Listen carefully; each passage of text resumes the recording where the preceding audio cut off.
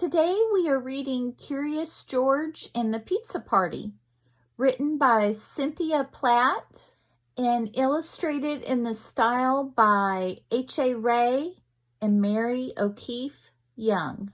George was a good little monkey and always very curious. Today he wasn't just curious, he was excited.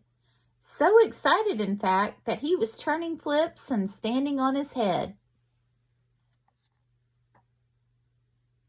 A little girl in George's building had invited him to her pizza party. George has never been to a pizza party before, but he loved parties and he loved pizza, so he knew it had to be good.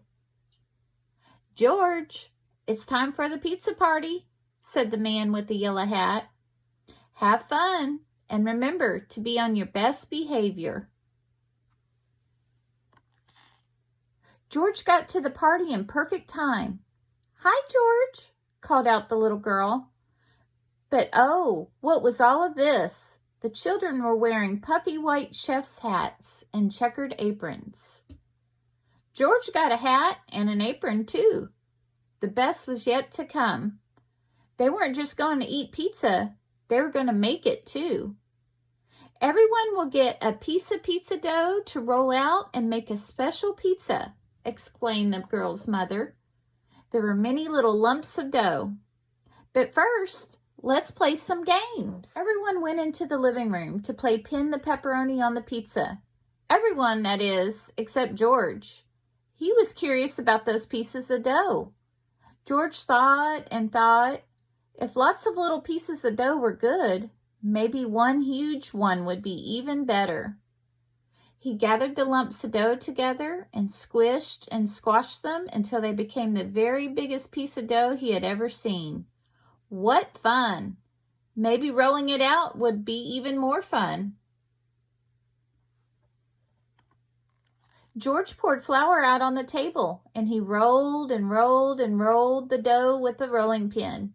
It was messy work. First he bumped over one of the chairs. Crash! Then he knocked over the sack of flour. Thump! The flour looked like snow lying on the floor of the kitchen.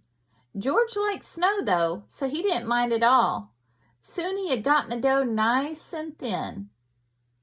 But the thinner it got, the farther it spread out. Before he knew it, the dough covered the table, then the chairs, and then George. Without the flour, it started to stick everything, including George. George stopped to think. Maybe the dough was better off in small pieces after all. George got a pair of scissors and began cutting up the dough in lots of different shapes.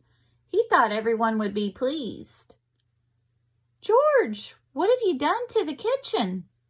The little girl's mother didn't look very happy. "I think it's time for you to go home now." How surprised and sad George was. Just then, the children burst into the kitchen and saw the mess that George had made. "George, what happened?" asked one boy. The other children looked at the shapes George had made with wide eyes. "Wow, George, I've never seen pizza dough like that before," said the little girl, smiling.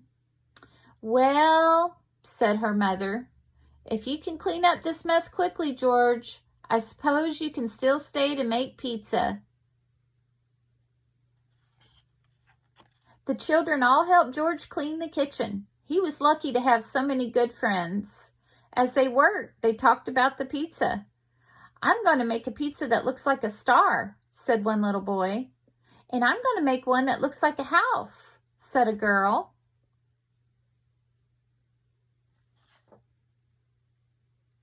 Once the kitchen was clean, the real fun began. All of the children picked out perfect pieces of dough and got to work. They spooned on tomato sauce and sprinkled on cheese. They added lots of vegetables and pepperoni. The pizzas looked wonderful. One looked like a rainbow, another like a stop sign, and still another like a balloon. There was even a pizza that looked curiously like George. "Well, George," said the little girl's mother, "the pizzas taste great, and thanks to you, they look wonderful too." Everyone agreed. It was the best pizza anyone had ever seen or tasted.